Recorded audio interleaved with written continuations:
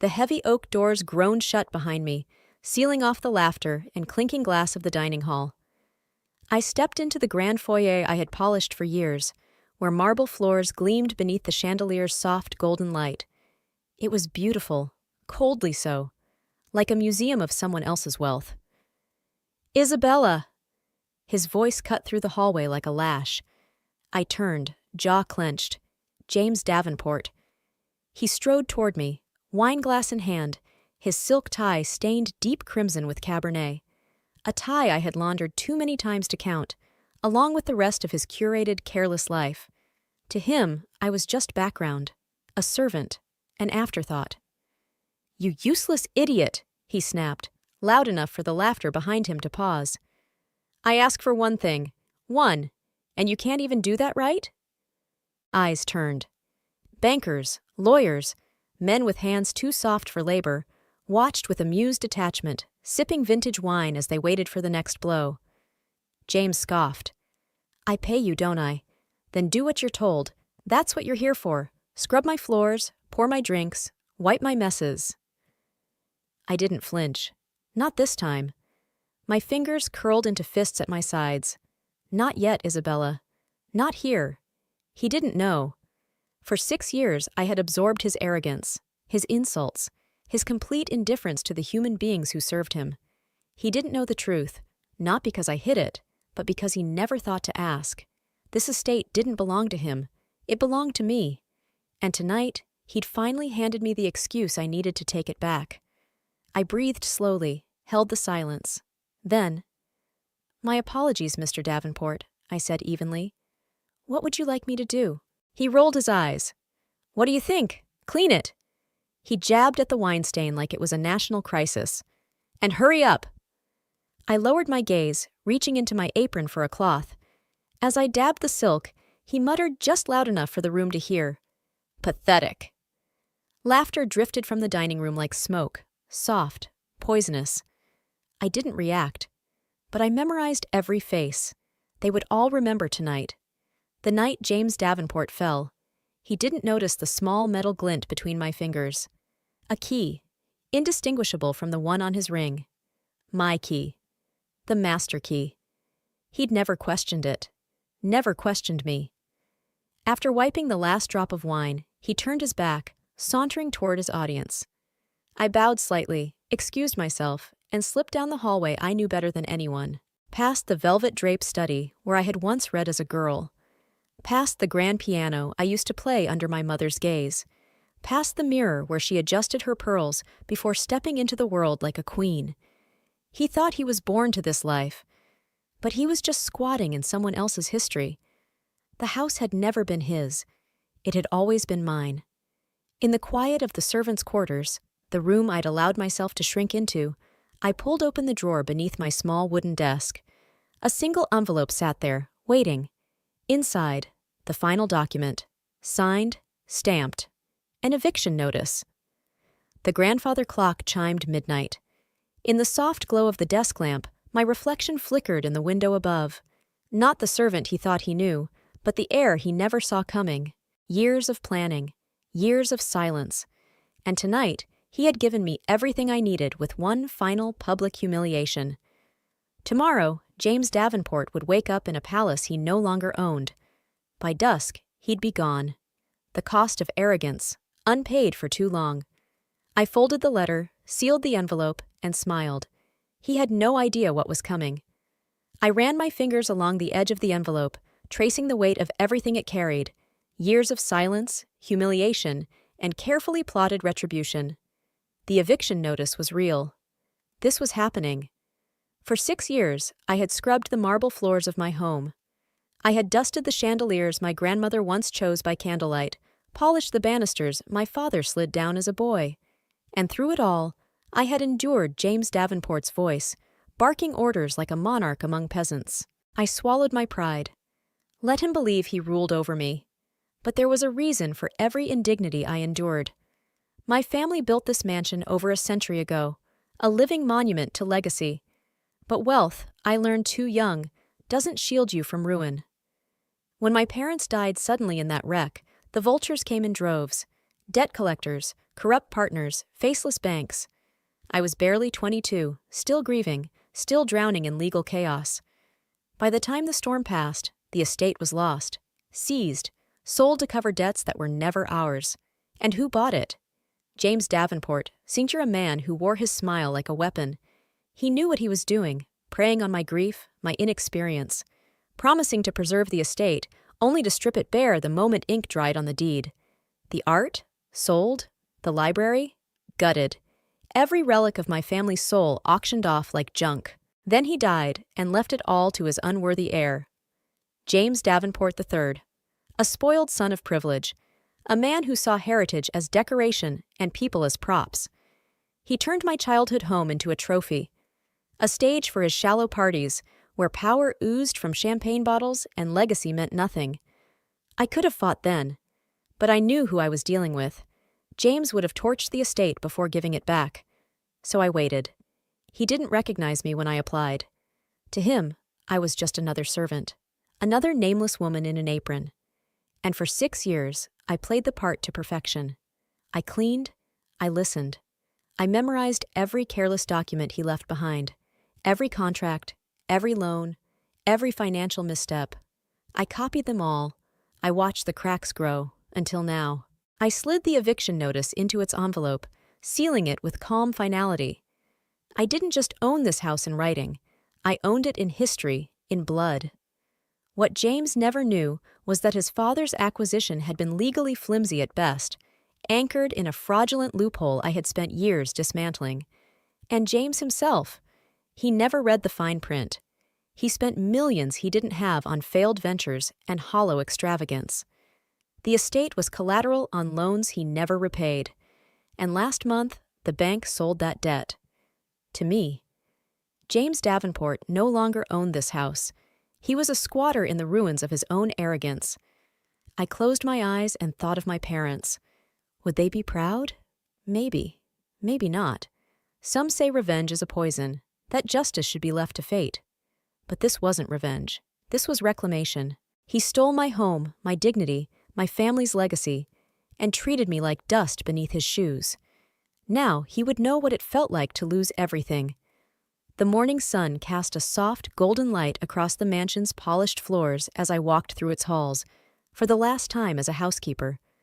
The scent of fresh coffee lingered in the air, familiar, even comforting. But everything felt different today, because today I wasn't here to serve. I was here to reclaim. "Isabella!" His voice echoed, laced with irritation. Right on schedule. I turned the corner and saw him slouched at the long dining table, still in his silk robe, a mess of tousled hair crowning his entitled scowl. He didn't even look at me. He waved a dismissive hand. "Where's my coffee?" The last order he would ever give me. I stepped into the room, calm and unhurried, the envelope tucked neatly in my hand. This was the moment I had waited for. Not with rage, but with clarity. It was time. I smiled, calm, composed. "Your coffee's on the counter, Mr. Davenport," I said smoothly. He scoffed, already scrolling through his phone. "And am I supposed to tip you for that?" I let the silence settle like dust, unmoving. Then, slowly, I walked to the kitchen counter. I picked up 2 envelopes, one wrapped in familiar plastic, his morning paper, the other, far more consequential. I returned to the table, placing both before him with practiced grace. "Here's your paper, sir," I said, voice neutral. "And an urgent document. You'll want to read that immediately." James didn't glance up. He unfolded the newspaper, sipped his coffee like it was just another Tuesday. Then his gaze drifted to the second envelope. "What's this?" he muttered, flipping it over with idle disinterest. I said nothing. He tore it open, expecting a bill or perhaps a formal invitation to yet another meaningless gala. What he got instead was a crisp, official eviction notice, thick paper, bold, legal typeface. His eyes scanned the words, then stopped, widened. He sat up straight.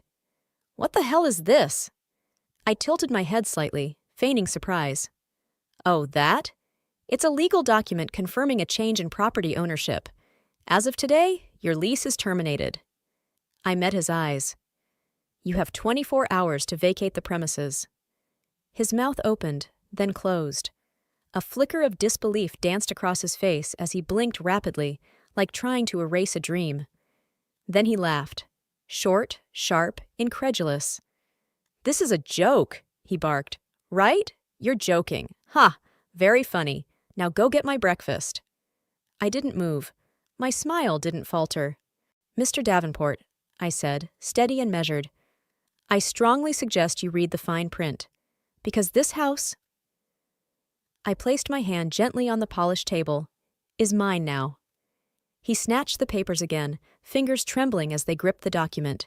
His eyes raced across the text, his lips silently forming the words as the truth seeped in. "Wait. It says the bank sold the debt. What does that even mean? How?" His voice cracked. "How the hell did this happen?" "It means," I said, letting the edge finally creep into my voice, "you've been living here on borrowed time. You took out loan after loan against this estate, and when you failed to repay them—" I stepped closer, my voice dropping to a dagger's whisper. "The bank repossessed the property." I leaned in just slightly. "And when they put that debt up for sale?" His eyes met mine, panic blooming behind them. "I bought it." James stood so fast, his chair screeched against the floor. His coffee cup toppled and shattered, dark liquid spreading like blood across the marble. "No!" he barked, stabbing a finger at me. "That's impossible. You're just—" He stopped himself. Almost said it. Just a housekeeper. Just the help. I folded my arms and raised an eyebrow. "Go ahead," I said. "Finish the sentence." His jaw locked. "You're lying," he hissed. "This is fake. You can't afford this. You don't have the money." I shrugged. "Oh, but I do. I've been preparing for this moment for 6 years, watching, documenting, quietly gathering every piece of your recklessness, every bounced check, every drunken investment, every loan you signed without reading." I took a step back as his rage boiled. "You never saw it coming. You never saw me." His hands curled into fists. He was unraveling, breath coming fast and shallow. "What do you want?" he demanded. "Money? Is that it? Fine. Name your price." I laughed. A real, quiet laugh that echoed louder than any scream. "Oh, James." I stepped toward him, slow and certain, closing the space between us until I could see the exact moment his arrogance turned to fear. "This was never about money," I whispered. "This was about what you stole." He blinked, caught off guard. "Stole?" I nodded. "Did you really think your father just stumbled upon this estate? Just added it to his collection like a piece of art?" I scoffed. "No. This mansion was in my family for generations. My grandparents built it. My parents raised me in it. And when they died, when I was too young and too lost to protect it, your father swooped in like the vulture he was." Realization flickered across his face. He knew what came next. He just didn't want to hear it. "My father," he breathed. "Yes," I said softly. "Your father bought this house in the wake of a tragedy. He took everything, and when he died, he left his dirty legacy to you." James staggered backward, bracing himself against the table like the walls had shifted around him. "You're lying," he whispered. But his voice held no power anymore, because deep down, he already knew it was true. I pulled one last document from my pocket, a weathered deed, brittle at the edges, signed in ink by my grandfather. Proof. I dropped it on the table in front of him. "Read it and weep, James." His gaze flicked from me to the paper. The man who had once barked commands, belittled me like it was a sport, now sat frozen. His fingers clenched around the eviction notice until the edges crumpled. His shoulders hunched, the weight of the truth bearing down like a storm. James Davenport, once untouchable, was unraveling, and I wasn't finished. "This isn't over," he spat, though his voice trembled. "I'll fight this. I'll call my lawyers. You can't just steal my house."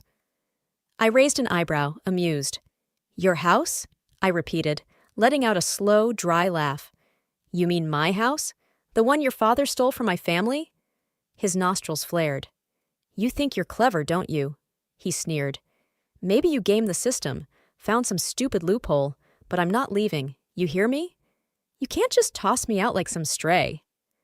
"Oh," I said, folding my arms, "but I already did." I stepped aside, revealing 2 uniformed security officers standing silently in the doorway. James's face turned pale. "What the hell is this?" "Since you've refused to leave voluntarily," I replied, voice calm as stone, "I took the liberty of hiring professionals to assist with your transition." His eyes darted between them, his posture stiff with panic. You're serious." "As serious as that notice in your hand," I said evenly. "You have 24 hours to collect your things. If you don't pack them, they will." He opened his mouth, then closed it again. Powerless, speechless. But I saw it in his eyes, that desperate flicker, that last pathetic spark of resistance. He slammed his palms on the table, forcing a brittle smile.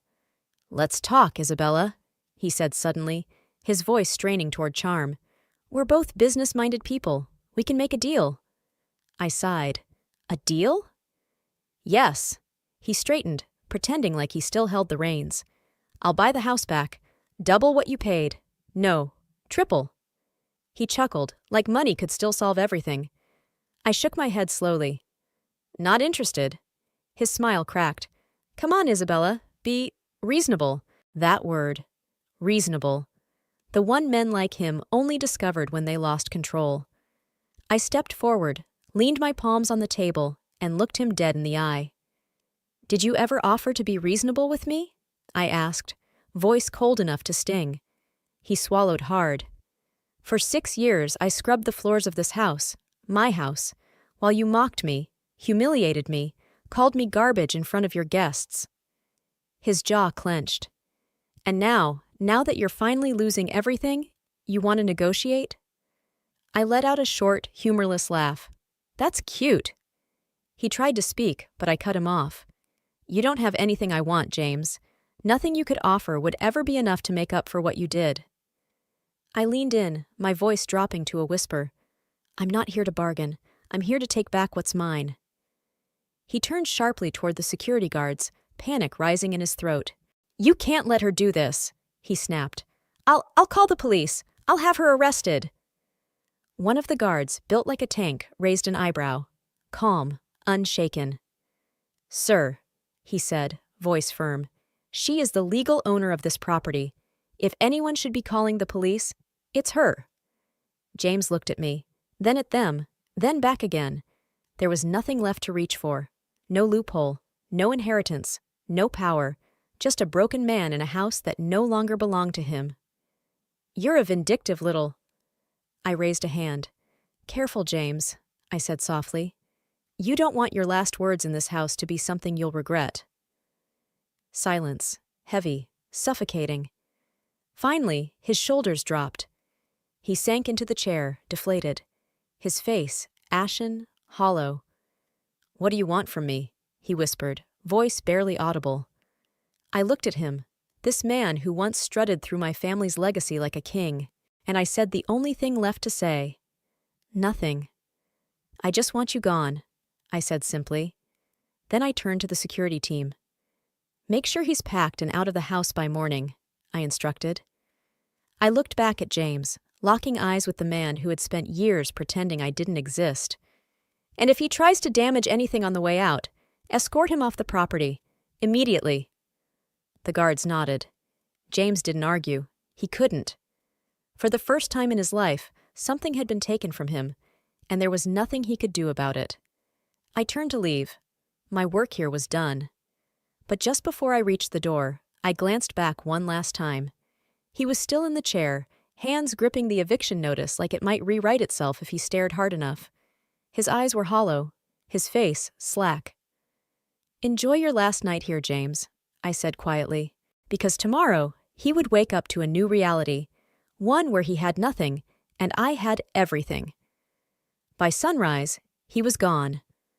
The house, my house, was silent. I stood at the front entrance, arms crossed, watching as the final moving van disappeared down the long driveway.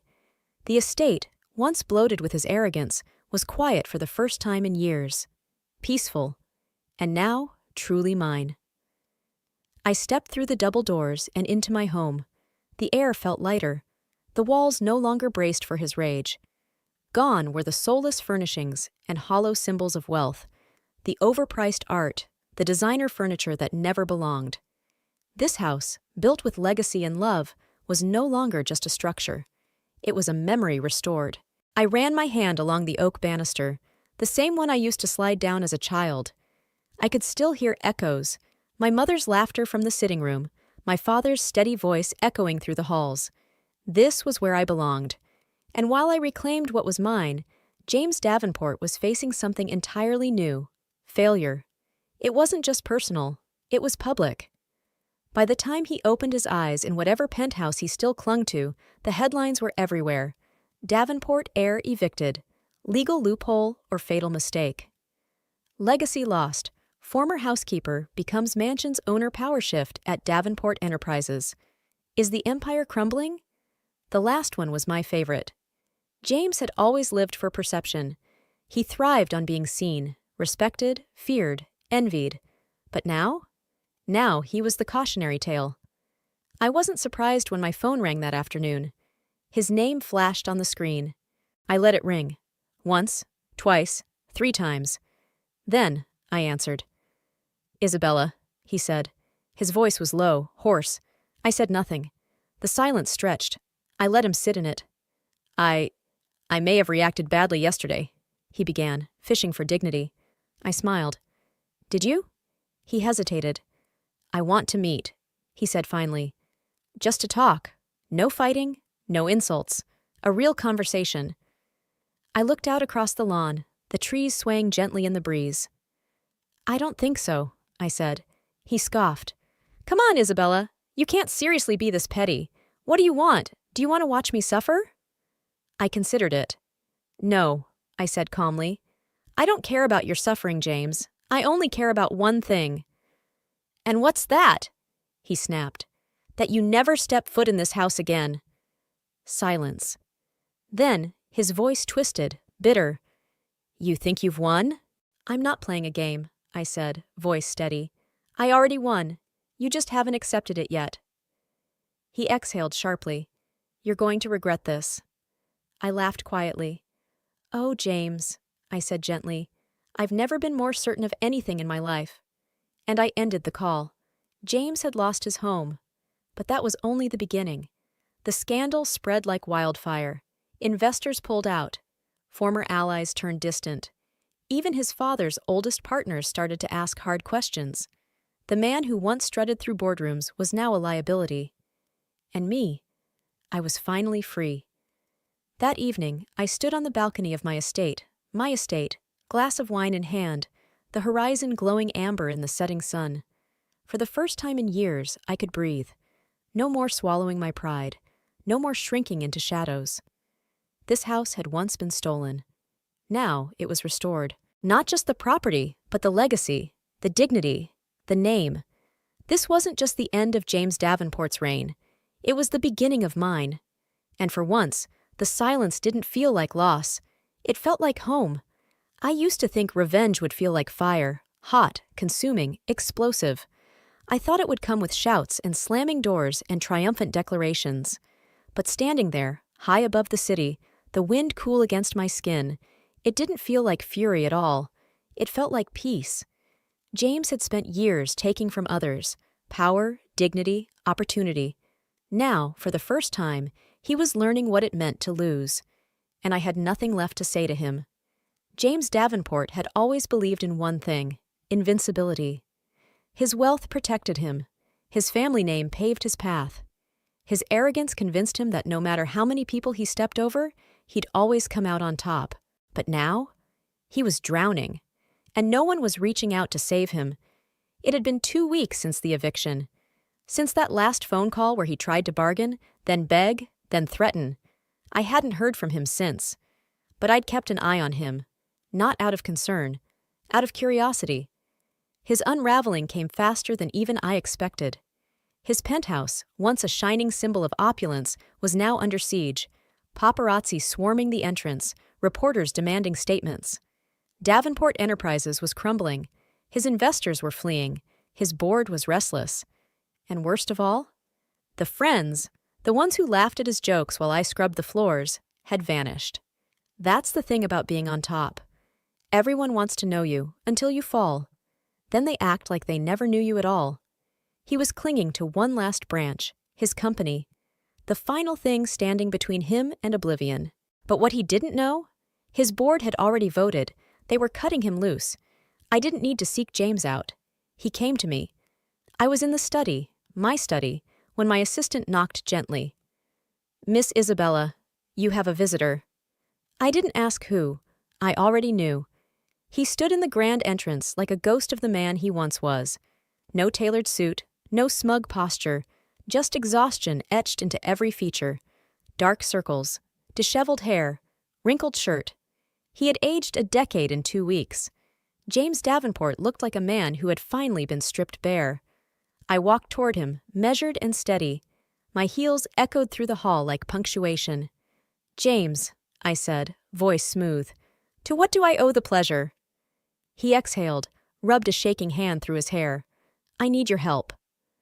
I let the words hang in the air for a moment, just long enough for them to sting. Then I laughed, quiet and disbelieving. "Help?" I echoed. "You must be joking." He bristled. "I know I treated you badly," he said, each word a reluctant admission. "But you have no idea what's happening right now." "Oh, I think I do," I mused. "Your stock is in free fall. Investors are pulling out. The company's bleeding money." I tapped my chin thoughtfully. "And if I had to guess, your board of directors is probably in a meeting right now, deciding whether to remove you." James flinched. That was all the confirmation I needed. He tried to hold it together, tried to draw breath into lungs that didn't want to cooperate. "I just need time," he said. "A few weeks. I can fix this if—" I held up a hand. "Let me stop you right there." I stepped closer, dropping any pretense of sympathy. "You're not here because you think I'll help," I said. "You're here because you have no one else to turn to." Silence. James Davenport, the man who once called me trash, who dismissed me like a smudge on his shoes, was standing in my home, asking for mercy. And he knew I wasn't going to give it. "You used people your entire life," I said quietly. "And now there's no one left to use." His hands curled into fists. "I made a mistake," he muttered. I tilted my head. "A mistake?" I repeated. "No, James. You didn't make a mistake. You built a lifestyle on treating people like they were beneath you. You profited off their suffering." I shrugged. "And now? Now you get to feel what it's like to be on the other side." His mouth opened, desperate for something, an argument, a plea, but nothing came. He was trembling. And for the first time, I saw it. The fear. The awareness that he had no power left. "You should leave," I said softly, "before you embarrass yourself further." He stood there, lips parted, but the words never came. He always had the last word. But not today. Today, I took that from him too. He stepped back, then another. And then he turned and walked out the door without looking back. That night, the headlines broke. James Davenport removed as CEO. Davenport Empire falls. Heir loses wealth and power overnight board votes. Unanimously to oust founder's son, I sat in my study, sipping wine, watching the story unfold across every news network. His face, once smug, once adored, was now the face of failure. James had always looked down on me. But now, he had nowhere left to fall. And I had never felt lighter. This was never about revenge. It was never about watching him suffer. It was about justice, about restoration. James never believed he could lose. He never imagined the people he stepped on might one day rise. But the truth is, you can only crush people for so long before they start to stand. And when they rise, the fall is much, much harder. I walked through the halls of my mansion, fingers brushing the familiar walls, no longer haunted, no longer heavy. This wasn't just a victory. It was homecoming. It was legacy reclaimed. It was power taken back. And as for James, wherever he was finally learning what it meant to be powerless. And me? I was just getting started.